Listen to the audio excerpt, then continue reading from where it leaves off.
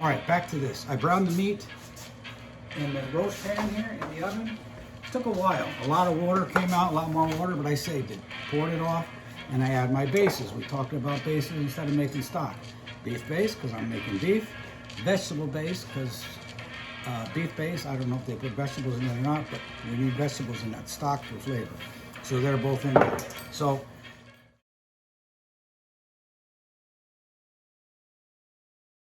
we have this here, and there's very little fat in this meat. So I added some oil, and what I'm going to do now, I'm not even going to demonstrate it. I'm just going to throw a good couple heaping. I can't tell you how much, because I don't know. Maybe between an eighth cup, I don't know. 2 ounces, 3 ounces flour, I don't know. A couple spoonfuls of flour. Dust it off, and then I'd put it back in the oven. Let that flour cook a little to make a roux. Roux is just a mixture of flour and fat. So it makes that. And then I would deglaze it, white wine. I red wine. I got red wine here. You could use white wine.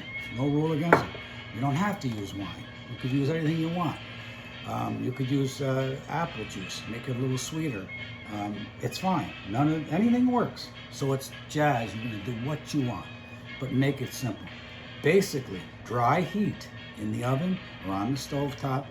If I take a piece of, big piece of, or take spare ribs, let's say, and I cook them on a broiler outside, char broiler, I char them up. That's dry heat.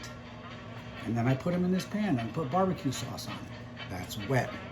They are braised. Short ribs are beautiful like that. You brown them off like that, put them in a pan, put barbecue sauce on it, cover it. Braised short ribs, barbecue short ribs. That's not braised in a brown sauce. Okay. Anyway, braising, simple.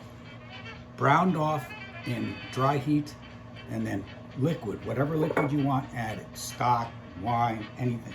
All right, this is the one time I always say I never use tomato paste. I don't believe in it. I understand that it's just evaporated tomatoes, supposedly. Tomato puree is evaporated tomatoes. Pure paste is more evaporated.